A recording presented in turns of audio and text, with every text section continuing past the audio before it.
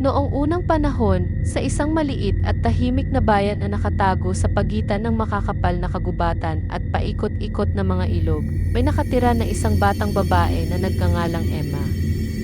Masaya siya, mabait, at mahal niya ang kanyang mapayapang buhay. Puno ng mga kaibigan, paaralan, at mahahabang lakad sa paligid ng kanilang lugar. Ngunit sa likod ng kanyang maliwanag na ngiti, madalas maramdaman ni Emma ang isang kakaibang pakiramdam na parang may isang matagal nang nananatiling hindi maalis na pagdududa sa kanyang kalooban. Nagsimula ito sa isang banayad na paraan. Una, mga maliit na bagay lang, ang kanyang telepono na umiindayog sa mga hindi kilalang numero, mga mensaheng hindi niya sinasagot, at isang kakaibang pakiramdam na nakabantay siya. Tinanggap niya ito, sinasabi sa sarili na ito'y imahinasyon lamang o ang paranoia na minsan ay sumusunod pagkatapos ng isang stressful na araw. Ngunit pagkatapos, ang mga anino sa paligid ng kanyang bahay ay tila humahaba ng sobra at nagsimula siyang makakita ng isang anino na palaging nasa malayo, palaging nasa labas ng malinaw na tanawin. Isang malamig na gabi, naglalakad pa uwi si Emma mula sa bahay ng isang kaibigan. Ang langit ay pininturahan ng malalalim na purple at orange habang unti-unting nilulubog ang araw. Nang paikutin niya ang kanyang daan papunta sa kanilang bahay, napansin niya ang isang matangkad na anino na nakatayo sa ilalim ng isang street lamp, tahimik, nakatigil. Napahinto ang hininga niya at pinagbilinan niya ang kanyang sarili na magmadali, ngunit nang bumalik siya sa kanyang likuran, nawala na ang anino. Tinanggap niya ito bilang isang pagsasaloob na basta isang taong dumaan lang, ngunit ang puso niya ay kumatok ng mabilis sa kanyang dibdib. Lumipas ang mga araw at naging linggo. Lalong naging matindi ang mga kakaibang pangyayari. Ang kanyang telepono ay otomatikong nagbubukas sa gabi, nagpapakita ng mga kakaibang larawan na kumikislap habang siya ay natutulog. Ang mga kortina sa kanyang bintana ay kumakaluskos kahit walang hangin at nakikita niya ang isang madilim na anino na gumagalaw sa labas ng kanyang bako.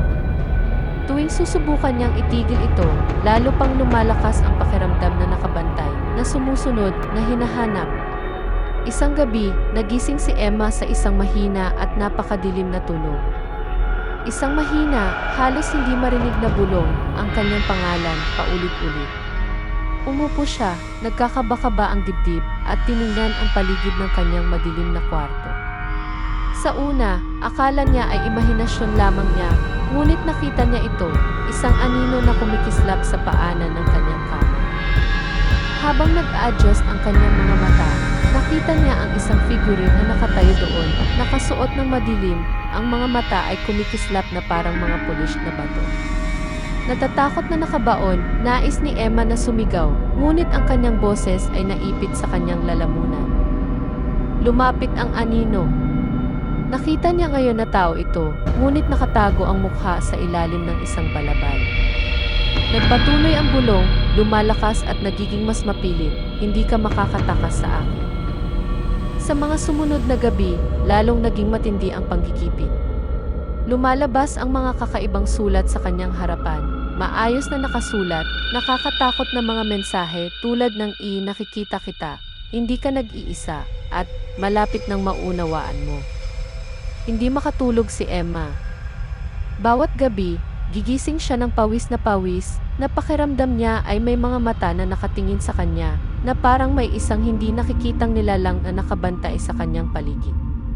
Napansin ng kanyang mga magulang ang kanyang pag-aalala, ngunit tumanggi si Emma na sabihin sa kanila ang buong detalye ng kanyang takot. Ayaw niyang magmukhang paranoid o baliw. Sa halip, pinilit niyang maging alerto, nag-install ng mga security camera, binabago ang kanyang mga gawi at iwasan ang mga bintana sa gabi. Ngunit kahit anong gawin niya, nananatili ang pakiramdam na nakabantay, na sumusunod, na hinuhuli. Isang gabi na puno ng tensyon, nakita ni Emma ang kanyang sarili na nakatitig sa salamin, ang kanyang refleksyon ay nanginginig habang napapansin ang isang bagay na kakaiba. Isang bahagyang mansa sa salamin, parang haplos ng kamay, basang-basa, malamig at madikit. Kumabog ang kanyang tiyan. Maingat niyang nilinis ito, pero naramdaman niya ang kilabot ng takot na gumagapang sa kanyang gulugod. Kinabukasan, nakakita siya ng isang natutuyong rosas na nakalutang sa sahig ng kanyang sala. Ang madilim nitong mga petals ay halos itim na, isang nakakatakot na kontrast sa dating malambing na kagandahan na iniugnay niya sa mga bulaklak. Maingat niya itong kinuha, nanginginig ang mga kamay, at may nakadikit na note, "Ako na ang iyong pag-aari." Kumabog ang kanyang puso sa takot. Sa kabila ng kanyang takot, hindi sumuko si Emma. Sinimulan niyang imbestigahan ang nagmamanman sa kanya, sinusubukang tuklasin ang mga pahiwatig. Napansin niya na palaging lumalabas ang mga sulat pagkatapos niyang mag-isa, at mas alam ng anino kung kailan siya mag-isa kaysa sa sarili niya. Parang may isang taong matagal nang nakabantay sa kanya, marahil mas matagal pa kaysa sa iniisip niya. Pagkatapos, isang gabi, nagpasya si Emma na harapin ang anumang nagpapahirap sa kanya. Nagtago siya sa kanyang closet, hawak ang kanyang telepono, handang mag-record o tumawag ng tulong sa anumang oras. Tahimik ang bahay, maliban sa mahina niyang paghinga at mga ingay ng lumang kahoy na sahig. Sa hating gabi, biglang nagliwanag ng malakas ang mga ilaw. Ang mga anino ay nagsayaw sa mga pader, at isang nakakatakot na bulong ang bumalot sa kwarto. Hindi ka makakatakas magpakailanman. Biglang, dahan-dahang bumukas ang pinto ng kanyang kwarto. Napahinto si Emma, ang puso niya ay nagbubunyi sa lakas, na parang pwedeng pumutok. Sa pinto, nakatayo ang isang anino na nakabalot sa dilim, nakatago ang mukha sa ilalim ng isang balabal, ngunit ang mga matalim, kumikislap na mata, ay nakatutok sa kanya. Huminto ang hininga ni Emma habang naisip niya na ang kanyang bangungot ay hindi pa tapos, kung hindi man, nagsisimula pa lamang ito. Ang kwarto ay mas malamig, mas mabigat sa takot. Nais niyang tumakbo, sumigaw o magtago, ngunit hindi kumikilos ang kanyang katawan. Lumapit ang figure at nakita ni Emma ang ningas ng isang metal sa kanilang kamay, isang kutsilyo, isang sandata. Biglang, umalingaw ng malakas ang kanyang telepono sa kanyang bulsa. Nagmadali siyang sumagot at sa isang balisang boses, nakapagsabi siya, "Tulong." Huminto ang anino, nakatutok pansamantala sa kanyang nanginginig na kamay. Ang sandaling iyon ang nagpasya kay Emma. Tumakbo siya palabas ng kanyang closet at nagtungo sa pinto, nagtatrabaho ang kanyang isipan para makaligtas. Ngunit mas mabilis ang stalker. Sumugod sila, niyayakap siya sa braso, malamig at hindi magpapatalo. Nang paglaban si Emma, pumalo at sumigaw, ngunit hindi siya laban sa kanilang lakas.